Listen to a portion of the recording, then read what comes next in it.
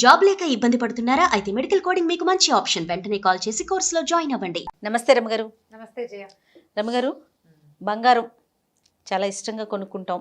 ఇక దాని గురించి అసలు మనం ప్రత్యేకంగా మాట్లాడుకోని అవసరం లేదు. కాకుంటే కొన్ని సందర్భాల్లో దాన్ని తాకట్టు పెడుతూ ఉంటాం అవసరార్థం.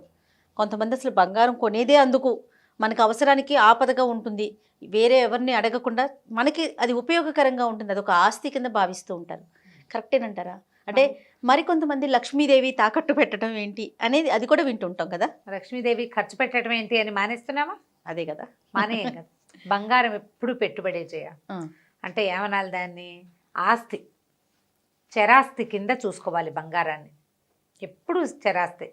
ఇప్పుడు మనకి ఆడపిల్లలకి ఆస్తులు ఇవ్వాలని, ఆస్తుపాస్తులు ఉన్నవాళ్ళు ఆడపిల్లలకి పసుపు కుంకాల కింద పొలవాళ్ళు ఇవ్వడాలు అవి మనకు తెలుస్తోంది. ఇప్పుడు కొంతకాలంగా మనకి ఆడపిల్లలకి ఆస్తులు ఇవ్వడం, ఇప్పుడు బాగా అమ్మాయిలకి సగం సగం ఇవ్వడాలు అవి కూడా వచ్చిన చట్టాలు. ఇదివరకటి కాలంలో ఏ ఆడపిల్లకి ఆస్తులు ఇచ్చేవాళ్ళు కాదు. సంస్థానాధీశులు కూడా, పెద్ద పెద్ద వాళ్ళు కూడా పిల్లకి ఒంటి మీద ఉన్న బంగారం బాలతొడుగు అనేవాళ్ళు. బాలతొడుగు అంటే చిన్నప్పుడు చేయించిన మురుగులు, గొలుసు, ఉంగరాలు, కాళ్ళకి పట్టీలు, మెళ్ళకి పాపిడి బిళ్ళలు, పెద్ద మనిషి అయినప్పుడు చంద్రవంకలు అవి చేయించేవాళ్ళు. ఆ బంగారంతో పాటు బంగారపు జడ ఇవన్నీ పెట్టి వివాహానికి కట్నంగా పెళ్లి వాళ్ళకి ఏదైనా ఇచ్చేవాళ్ళు. పిల్ల పేరుతోటి ఆస్తి, ఆడవాళ్ళ పేరుతో ఆస్తి ఉండేదే కాదు, లేదు. అప్పుడు వాళ్ళకి ఒంటి మీద ఉన్న బంగారమే వాళ్ళ ఆస్తి. తర్వాత కాలాల్లో భర్తలు చనిపోయినా, లేకపోతే పిల్లలు పుట్టక అమ్మాయిని పంపించేస్తే మనోవర్తి ఇవ్వటం. మనోవర్తి అంటే అదే మనోవృత్తి, మీకు కావాల్సినట్టు చేసుకోండి అని అత్తవారింటి నుంచి కొంత ఆస్తి ఆడవాళ్ళ పేరు మీదకి రావడం జరిగేది. ఓకే. అప్పుడు కూడా బంగారమే వాళ్ళతో ఉండే ఆస్తి. అత్యవసరమైతే బంగారాన్ని అమ్మేవారు, లేదా తాకట్టు పెట్టుకునేవాళ్ళు. ఓ ముక్కపొడకో, ఓ ఉంగరమో, ఓ కాళ్ళకి కడియాలు, వెండి వస్తువులు, కాళ్ళకి ఇంతంతలా కడియాలు వేసేవాళ్ళు. పాంజేబులు ఇంత పెద్ద పెద్దవి, 30 తులాల పాంజేబులు, 30 తులాల కడియాలు పెట్టుకునేవాళ్ళు. 60 తులాలు మోసేవాళ్ళు. వాటిని ఎక్కడైనా తాకట్టు పెట్టుకుంటే ఓ 100 రూపాయలు వేస్తే అవసరం గడిచిపోతుంది. పని అయ్యాక మెల్లిగా రూపాయి కోడేసి మళ్ళీ వస్తువు తెచ్చి ఇంట్లో పెట్టుకునేవాళ్ళు. మనకు అవసరం కాదు కదా. ఇది లక్ష్మీదేవే. ఇప్పుడు నువ్వు దాన్ని తాకట్టు పెట్టావు, తాకట్టు పెట్టి నువ్వేం చేస్తావు? డబ్బే తెచ్చుకుంటావు, లక్ష్మీదేవినేగా తెస్తావు, అవసరానికి వాడుకుంటావు. మళ్ళీ ఏం చేస్తావు? దాన్ని వెనక్కి తెచ్చుకుంటావు. ఈ తాకట్టు పెట్టే వ్యవహారాలు ఏంటంటే అమ్మేయటం కంటే తాకట్టు బెటరు. తాకట్టు ఉంటే ఆ వస్తువు మనకి కావాలన్న ఆకాంక్ష ఒకటి ఉంచుకోవాలి, దాన్ని వెనక్కి తెచ్చుకోవాలి. పల్లెటూళ్ళలో కూడా ఇప్పుడు రైతులు ఉంటారా, క్రాప్ లోన్లు తీస్తారు, ఆ డబ్బులు సరిపోవు. బంగారాలు, నాంతాళ్ళు, పుస్తెల తాళ్ళు కూడా పెడతారు జయ. గ్రామీణ బ్యాంకుల లాకర్ల నిండా, లాకర్లు అంటే ఇది ఏమంటారు దాన్ని, స్ట్రాంగ్ రూమ్ నిండా ఆ ఊరి రైతుల పెళ్ళాల తాలూకు పుస్తలే ఉంటాయి. బక్క రైతులు పాపం, డబ్బులు అవసరం, మళ్ళీ ధాన్యం వచ్చాక డబ్బులు కట్టేసి పెద్ద పండగ నాటికి సూత్రాలు పుస్తలు తెచ్చేస్తారు, పుస్తలతో సహా పెట్టేస్తారు, లేదా పుస్తలు ఉంచుకొని నాంతాళ్ళు పెట్టుకుంటారు. బంగారం డబ్బులు ఉన్నప్పుడు చేయించుకుంటే అవసరమైతే బంగారం ఆదుకుంటుంది. ఇప్పుడు నేను 1 ఎకరం పొలం కొనుక్కున్నాం మనం అనుకో, బంగారం అప్పటికప్పుడు అమ్మడానికి ఎకరం పొలానికి నీకు రేట్ రాదు. అవును. తాకట్టు పెట్టడం, పొలాలు తాకట్టు పెట్టుకునే వాళ్ళు తక్కువ దొరుకుతారు, ఎక్కువ మంది ఉండరు, అమ్మలేకపోతాం. పైగా పొలాలు ఎప్పుడు కూడా అమ్మబోతే అడవి, కొనబోతే కొరివి. అవును. అమ్మలేకపోతాం. ఇమీడియట్గా కావాలంటే అక్కడ 10 లక్షలు ఉన్నది మనకు 6 ఇస్తానంటాడు వాడెవడ, మన అవసరాన్ని గ్రహించి. అదే ఇప్పుడు మన బంగారం తాకట్టు పెట్టామనుకో, దానికి ఒక నియమబద్ధమైన రేటు ఉంటుంది బ్యాంకుల్లో, గ్రాముకి ఇంత అని. గ్రాము ఇప్పుడు 5,000 ఉంది జనరల్గా, 3,500 ఎంతో ఇస్తారు. అమ్మేస్తే మనకు 4,500 వస్తుంది అనుకో, 3,500 ఇస్తారు, వడ్డీ వేస్తారు. ఇది ప్లాన్డ్గా తెచ్చుకోవచ్చు కదా. అవును, చాలా మంచి పనే, కానీ అదేమీ చెడ్డ పని కాదు. అయితే కొత్త పెళ్లి కూతురు మనలో బంగారం తీసాడు అని చిన్నబుచ్చుకునే లాంటి మాటలే, కానీ అసలు ఆడపిల్లలకి బంగారం పెట్టేదే వాళ్ళ అవసరాలకి ఆదుకోవటానికి. అలాగని మొగుళ్ళు జల్సాలకి, పిచ్చి వేషాలకి వాడతామనకూడదు. Precious thing. అవును, ప్రీషియస్ థింగ్, మన ఆస్తి. దీన్ని అవసరానికి వాడుకో, జాగ్రత్తగా పెట్టుకో అనేది ట్యాగ్ లైన్ దానికి. తాకట్టు పెట్టే నీ ఇష్టం వచ్చినట్టు అమ్మేమని నేను చెప్తున్నాను అనుకోకండి, అది పొరపాటు ఆ మాట. మనం ఒక వస్తువు తాకట్టు పెట్టుకున్నాం, అది మన పిల్లని తీసుకెళ్ళి అక్కడ పెట్టినట్టే. తెచ్చుకోవద్దు దాన్ని వెనక్కి. మరి తెచ్చుకుంటే అది మళ్ళీ గుడ్డు పెడుతుంది నీకు. తెచ్చుకుంటే ఇంకోసారి పెట్టుకుంటాం.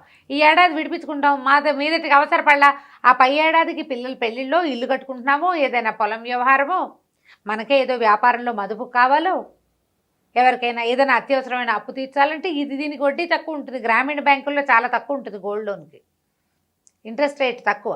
ఇప్పుడు ప్రైవేట్ బ్యాంకుల్లో కొంచెం రేట్ ఎక్కువే ఉంటుంది. పల్లెటూరు వాళ్ళకి చాలా వెసులుబాటు. అర్బన్ బ్యాంక్స్లో చిన్న బ్యాంకుల్లో వీలుగా ఉంటుంది. అక్కడ పద్ధతి అది చూపించి వ్యవసాయానికి అని కనుక పెట్టుకుంటే ఇంకా కొంచెం తక్కువ ఇంట్రెస్ట్లో వస్తుంది. అందరూ చేస్తారు జయ, అదేం తప్పు చెడిపోయిన పని కాదు. కాకపోతే ఇలా పెట్టేసి వదిలేయకూడదు. పెద్ద పెద్ద పాన్ బ్రోకర్ల దగ్గర అక్కడ పెడితే బంగారం వదిలిపెట్టేయాల్సి వస్తుంది. కొంతమంది బయట మార్వడీస్ దగ్గర పెట్టేస్తా ఉంటే రమ్మగారు, అంటే పేరు అనొచ్చు అనకూడదు కానీ బయట షాపుల్లో చిన్న షాపుల దగ్గర పెట్టినప్పుడు వాళ్ళు రేట్ ఆఫ్ ఇంట్రెస్ట్ కూడా ఎక్కువ ఉంటుంది, ప్లస్ తెచ్చుకోలేకపోవటం. తర్వాత నాకు అనిపిస్తుంది వడ్డీ ఎప్పటికప్పుడు కట్టుకుంటా ఉంటే ఏ నెలక ఆ నెల కట్టేస్తూ ఉంటే ఒకేసారి ఎక్కువ అవ్వదు. అవును, వస్తువు మన దగ్గర డబ్బులు ఉన్నప్పుడు తెచ్చుకోవచ్చు. అంటే ప్రైవేట్ దగ్గర కాకుండా, ప్రైవేట్ వ్యక్తుల దగ్గర కాకుండా మనం కనుక బ్యాంకులో పెట్టుకోగలిగితే కొంత బంగారానికి సేఫ్టీ ఉంటుంది.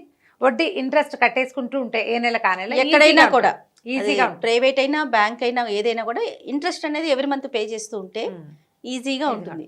భార్యల బంగారం వాళ్ళ సంసారానికి ఉపయోగపడాలి. భర్తల జల్సాలకి తాగుబోతనానికి మాత్రం కాదు. బంగారాన్ని జాగ్రత్త పెట్టుకోండి. కుదిరినప్పుడు కొంచెం కొంచెం గోల్డ్ కొనుక్కోండి. మళ్ళీ ఇందులో రాళ్ళు రప్పలు అవి ఇవి ఉన్నవి కొనద్దు. రాళ్ళు ఉన్న వాటికి ఎక్కువ లోన్ రాదు. అవును, అసలు స్టోన్స్ ఉన్నవి తీసుకోడు కూడా, వెయిట్ తగ్గిపోతుంది. మనం కొనేటప్పుడేమో అదే నేను చెప్పాను, అమ్మబోతే అడవి కొనబోతే కొరివి. రాళ్ళు ఉన్న బంగారానికి కూడా స్టోన్ వస్తువులు, స్టోన్లకు రేటు తరిగి ఎక్కువ, మేకింగ్ ఎక్కువ, గోల్డ్ అని పడతాయా? తీరా మనం బ్యాంక్లో పెట్టకపోతే మనకంత రాదు, మళ్ళీ మనకు రాదంతా. అందుకని ప్యూర్ గోల్డ్ చక్కగా గట్టి వస్తువు చేయించి పెట్టుకుంటే అత్యవసరమైనప్పుడు మీకే ఉపయోగపడుతుంది. కానీ మీరు చెప్తున్నా కదా, బంగారాన్ని తీసుకెళ్ళి బ్యాంకులో పెట్టడం అంటే మన పిల్లని తీసుకెళ్ళి బ్యాంకులో పెట్టడం. పిల్లనైతే ఎట్లా జాగ్రత్తగా వెనక్కి తెచ్చుకుంటాం, ఎక్కడైనా కూర్చోబెట్టాం, కాసేపు ఒక గంట కూర్చో వస్తానని, అట్లా ట్రీట్ చేయాలి గోల్డ్ని. అప్పుడే ఆ వస్తువు మనకి మిగులుతుంది. సొంత పిల్ల, మన పిల్లని ఒక గంట ఎవరింట్లో అయినా కూర్చోబెట్టాం, మళ్ళీ వెళ్ళి టైంకి పిల్లని తెచ్చుకోవాలి కదా. ఖచ్చితంగా అలా జాగ్రత్తగా ముద్దుగా చూస్తే బంగారం శ్రీ మహాలక్ష్మి ఎప్పుడు మనతో పాటే ఉంటుంది. ఎప్పుడు కూడా డబ్బుని జాగ్రత్తగా చూసుకోవాలి. పారేయచ్చు, సరైన చోటు చూసి పారే, విసిరేసేయి, సరైన చోటు చూసి విసురు, బాగా ఖర్చు పెట్టు, సరైన ఖర్చు చెయ్యి, మదుపు పెట్టు, సరైన చోటు చూసి పెట్టు. నీ పిల్లని పెడుతున్నావు నువ్వు, అంతే అంతే. అలా పెడితే మీరు బంగారాన్ని చక్కగా లక్షణంగా తాకట్టు పెట్టుకోవచ్చు. అవసరార్థం ఏమీ తప్పులేదు. శ్రీ మహాలక్ష్మిని పెట్టి శ్రీ మహాలక్ష్మినే మనం వెనక్కి తెచ్చుకుంటాం. దాన్ని వేస్ట్ చేయొద్దు. శ్రద్ధగా ఉండి మీ వస్తువు మీరు వెనక్కి కనుక తెచ్చుకుంటే ఏ బాధ లేదు. అది తప్పు కాదు, పాపం కాదు, చెడు కాదు. అసలు ఇదివరకటి కాలంలో బంగారాలు ఆడపిల్లలకి పెట్టేది వాళ్ళ అవసరాలకి ఆదుకుంటుందనే, శక్తికి మించి కూడా పెట్టేవాళ్ళు. ఎందుకంటే ఆస్తులు ఇచ్చే వీల్లేదు, ఉన్న ఆస్తులన్నీ మగపిల్లలకే ఉంచుకునేవాళ్ళు. అందుకని ముక్కు కుట్టించేవాళ్ళు, చెవులు ఇక్కడి నుంచి, బావిలీలు ఇక్కడి నుంచి ఇక్కడి దాకా ఇవన్నీ బంగార పోగులు, మెళ్ళో కంటే కాసుల పేరు, గాజులు, పాంజేబులు పట్టి అక్కడి నుంచి వెండి కూడా బాగా ఇచ్చేవాళ్ళు.